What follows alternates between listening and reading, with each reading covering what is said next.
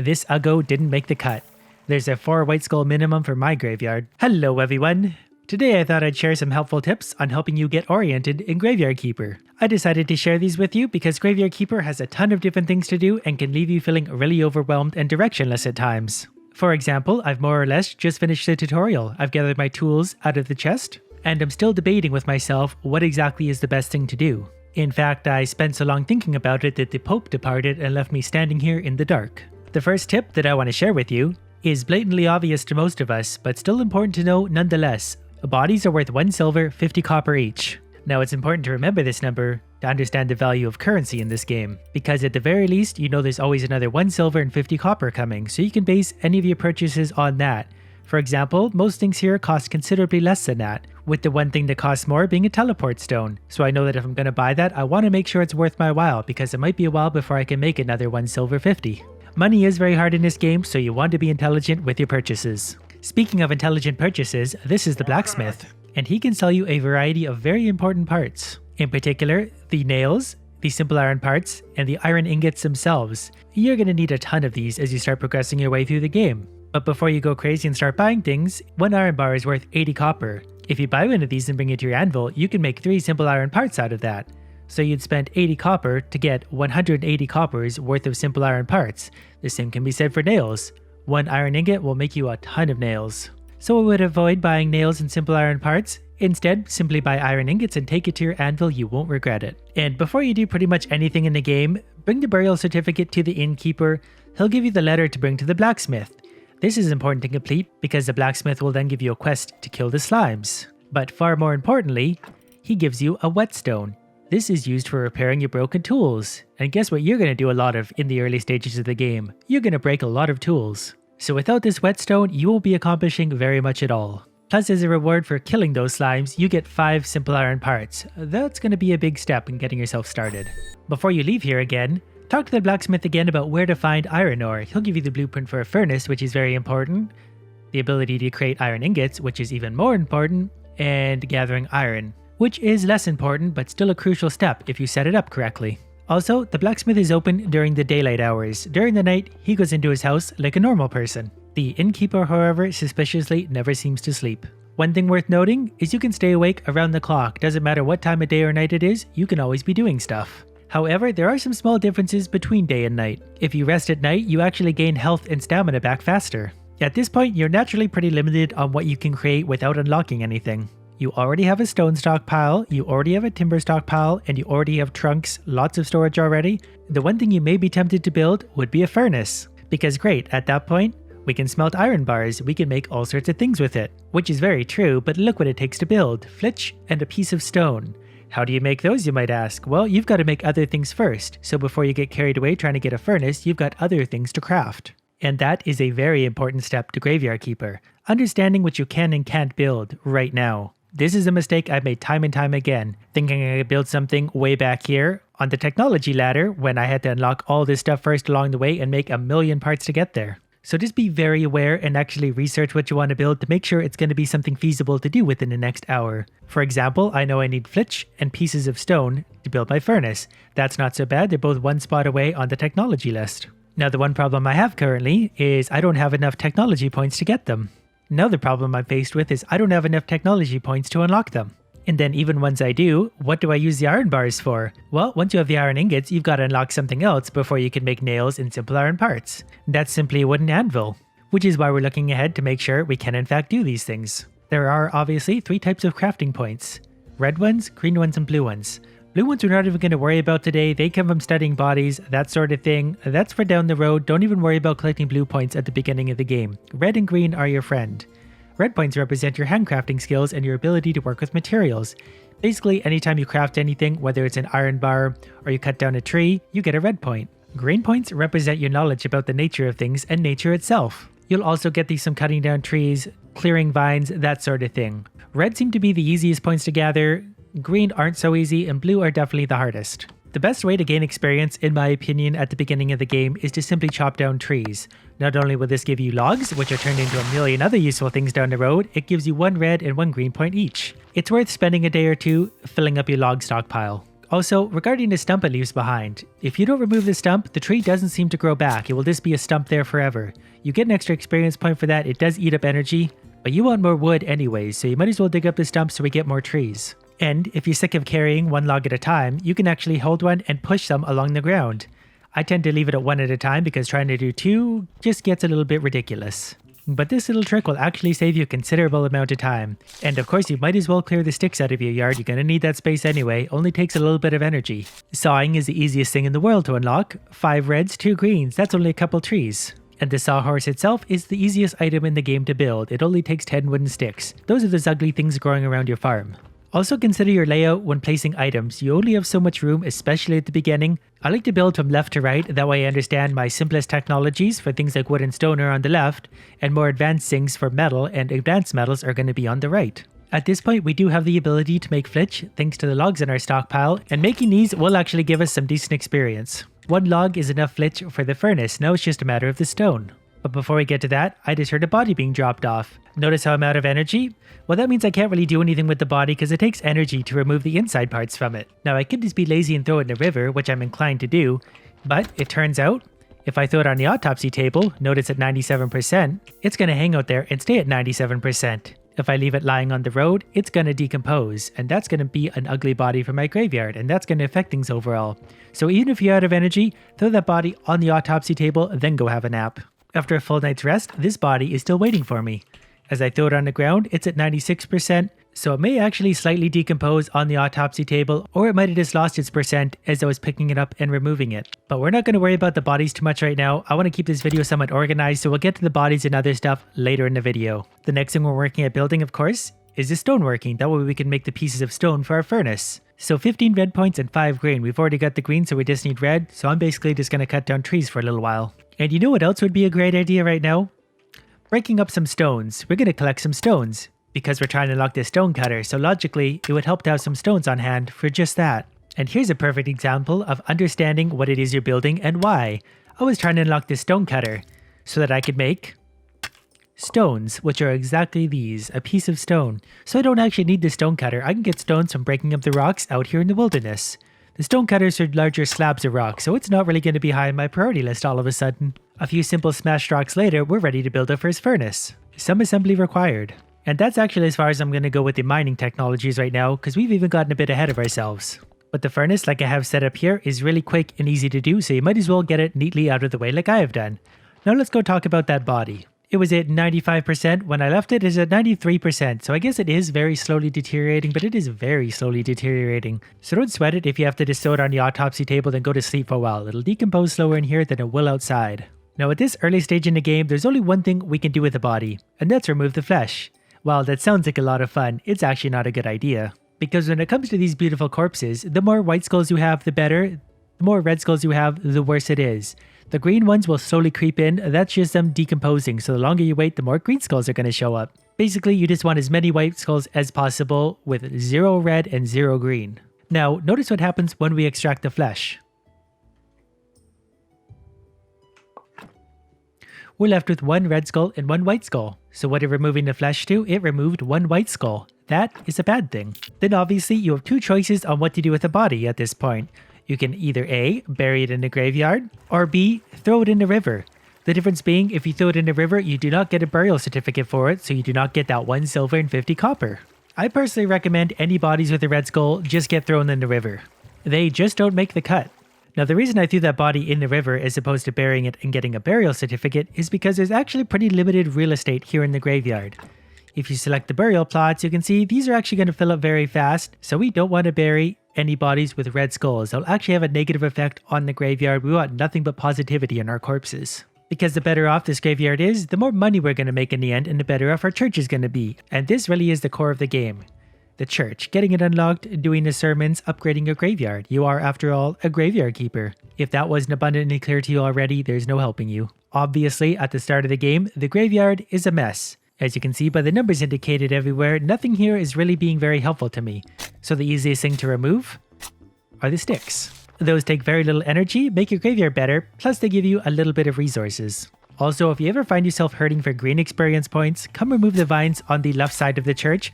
They give you considerable green experience. They don't have any effect on your graveyard, but they will give you really quick green points. Now, as far as some of these ugly graves go, if you check your bin beside the church, you'll find stone and wood repair kits. Well, guess what those can do? They can repair both wood and stone, and I'll let you guess which one does which. But before you jump in and start repairing everything in sight, it's important to know that not everything will give you equal points for your graveyard, so you want to use these the proper way. And I'm actually not going to bother repairing anything just yet, but it is worth noting that grave right below me is the one most worth repairing because that's a level 2 grave marker and will get me the most points. For now, I'm going to craft fences and markers. All I've got to do is unlock this one, and then I need a stone cutter and a carpenter's workbench, and I can just replace everything with brand new stuff without wasting any of the repair tools. So those things are going right back in the bin. And speaking of bin, it's important to organize your stuff according to where the bins are. I like to leave my body parts here because you can actually study them in the church basement later on, as well as the repair kits and anything grave related. Another reason this is important is because any of your nearby crafting stations will automatically pull from the nearby bins. So if I have some wood whatevers in this bin, I would be able to just craft stuff straight here without having to go take it out of said bin. So things like sticks and flitch should go in this chest, along with pieces of stone, because this is where I'll be doing the majority of my crafting. Also, really simple tip, shift click to move a whole stack of things from one to the other very quickly. The next productive thing I'm going to dive into is making the simple gravestones. Because they only take 10 red and 5 green, that's an easy choice. We have those in abundance now. Plus, making the gravestones themselves is going to give me a lot of points straight back. I can make these things on the carpenter's workbench. Luckily I know that's very easy to build. It's under woodworking, 20 red and 10 green. All I need is one more red point. Easy. After purchasing said technology, we find ourselves, annoyingly, needing simple iron parts. Only one, but we still don't have it. We know the flitch is easy to make. We just make it right here at this guy.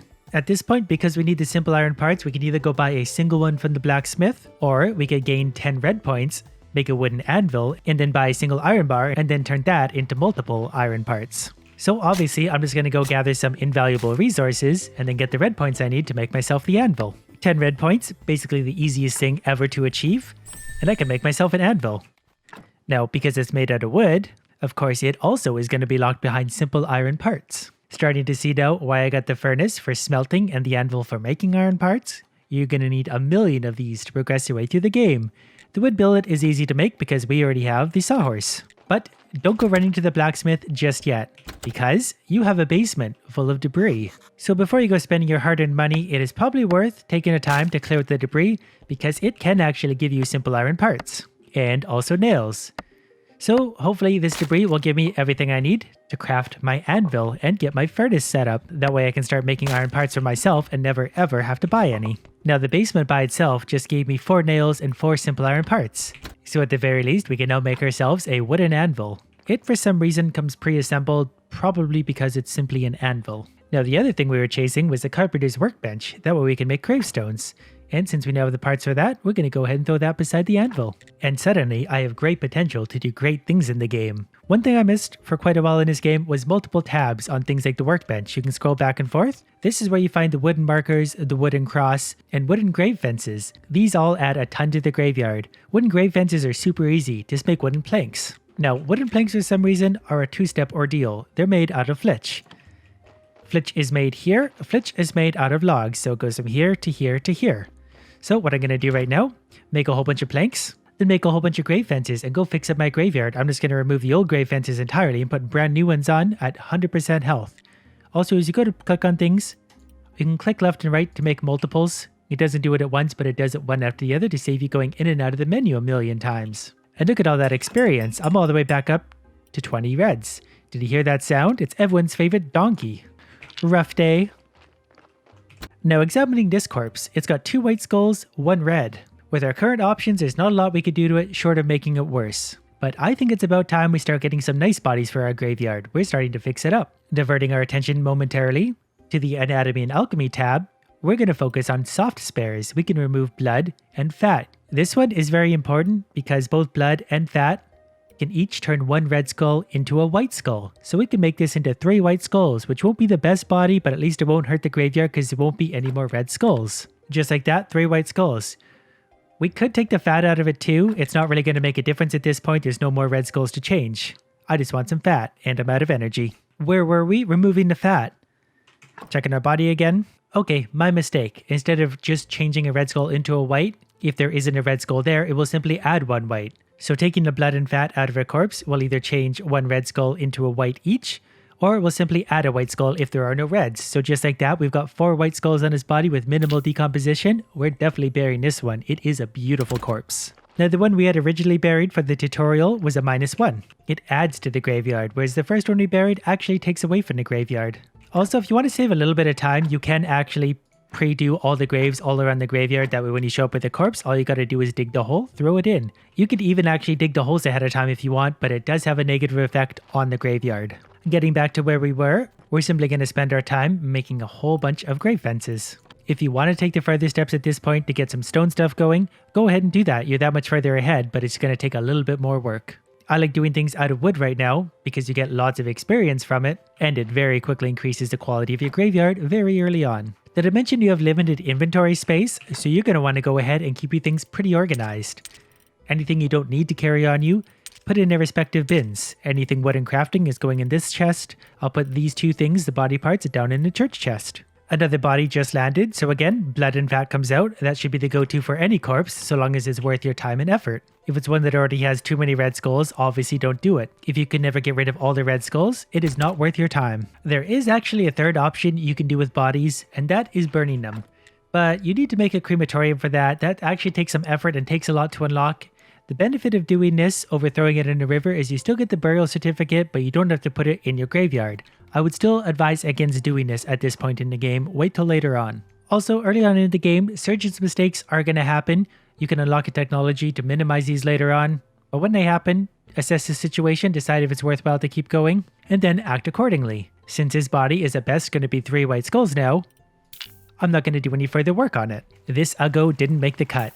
There's a 4 white skull minimum for my graveyard, and since I'm here, I'm going to start putting those grave fences around everything I possibly can. And again, regarding the body technologies, I wouldn't worry about unlocking hard spares right now. You don't really need these until you need these. Focus on soft spares.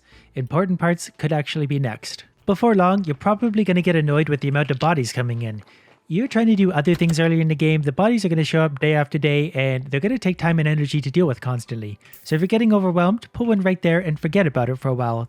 The donkey will not bring another one until this one goes somewhere else. And these early bodies seem awfully consistent. I don't really care too much about the bodies right now. That one's going to stay there. I got some crafting to do. As I'm going through the process of making all these grave fences and grave markers, I'm passing a lot of time.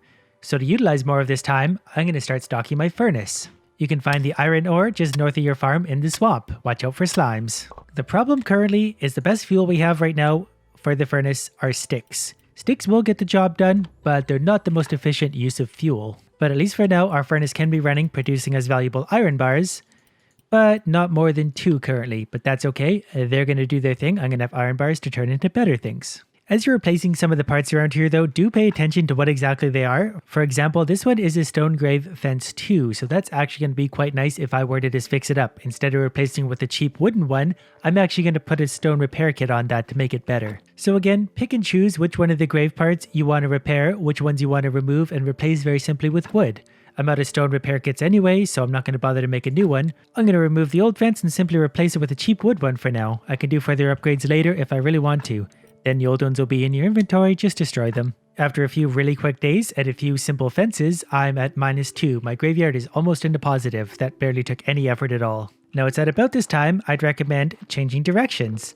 Follow the path to the left and then north until you hit this blockade. This is something we want to clear out of the way. 2 wooden planks is easy, simple iron parts is easy. We've got iron bars and an anvil for that. Wood wedges is the only thing we can't currently make, but don't worry, they're nothing too difficult. Wooden wedges, the only thing we can't currently make is simply made on a chopping spot under firewood. 10 red, 5 green. That's easy now, we've got tons of red thanks to all the crafting we've been doing. To build it simply takes 5 wood billets. That's made on our handy sawhorse, which was the first thing we ever built. Wood wedges themselves are simply further made out of wood billets. We just had to make a whole bunch of those for the chopping spot itself, so you're probably going to have one left over. And then the iron parts also needed to remove the blockade. Well, there we go. We had 2 iron bars thanks to our little bit of refining we did. We still haven't had to buy one single thing from the blacksmith. The last piece of this puzzle was the wooden planks. We're going to need flitch for that. Oh, and if you're ever in a hurry to skip time, since you can't go back to bed, As soon as you wake up, just sit here and swing your sword. You'll run out of energy in no time and then you'll be able to sleep for a good long while again. In my opinion, this barricade is almost too easy to move. It takes so very little resources to do. Important here, before we go any further, check the quality of your tools, particularly the pickaxe. If it's running low on durability, go back to your house, sharpen that thing on a whetstone to make sure it's a maximum health. Then as you pass the barricade, follow the path north, mind the bats if it's the beginning of nighttime, until you hit an area with a break in the trees on the left side. Go through that little pathway, it'll bring you to the bridge. Upon crossing the bridge, head slightly up and to the left, we're almost at our destination. A short jog upwards and we find the cabin in the woods. What's interesting about this is we can actually sleep here to regain our energy. This area is super important for a few reasons. One of the reasons being we can build a whole bunch of stuff up here, a stone stockpile, a wood anvil, a furnace. And all the mining stuff we need is right here. We can mine stones right here. We can mine marble here. That's for down the road. There's iron ore to be mined right here. These are all infinite quantity too. Sit here and mine for as long as you want. When you need to rest, go back to your house. But the thing we're after right now is the black stuff, coal. Coal is another stupidly easy one to unlock. 10 red and 10 green points. If you don't happen to have those around by now, just go cut down a few trees, that's easy. And then mine away. Coal is good for a few reasons. The first of which being it is a great source of fuel for things like my furnace. No more burning sticks, no more chopping firewood. After spending a full day of mining, I've got 309 coal and my pickaxe is about dead, so you're going to get about 1 full day worth of mining out of it. I am out of energy, so it's time for a nap. If you ever get lost going to and from the quarry, just follow your map. The quarry is here, go down to hit the river, cross the river to the path and follow the path back home. The other reason that coal is so important is its value. I just spent a day mining 300 coal. I can sell 112 of that for 7 silver and 30 copper. Keep in mind the merchants only have so much money, but that was an easy 730. Think about all the bodies I would have had to bury to get there. Now that we have our newfound riches, one thing we do definitely want to buy, after selling our burial certificate, is a teleport stone. 2 silver, very well spent. Now what this beautiful work of art does is it allows us to teleport all across the map. It does have a cooldown, I believe it's 3 minutes. Someone in the comments please clarify. But we can go home, we can go to the Dead Horse, which is right here at the tavern, we can go to the quarry. As we adventure to new areas, we can teleport to those places too. And with that abundance of coal we have, I'm simply going to fuel the furnace. And that surplus is more than enough to give me 15 iron ingots. So I just sit here and wait. That's going to produce me a ton of iron, more than we're going to need for the next while. At this point, it's definitely worth considering setting up a furnace and a few stockpiles, because you can make a ridiculous amount of iron all up here very quickly, very easily. But at the very least, it's a great source of coal, which is fuel for everything, and money. Plus, setting a few things up here saves you a lot of room back on your farm. So there we have it. We're already very set up to do many things very efficiently, and we haven't even opened the church yet. That means once we do open the church, we'll be flying because we have all sorts of resources. And I still haven't had to buy one single thing from this idiot. I hope you've enjoyed this comprehensive guide to defeating a blacksmith.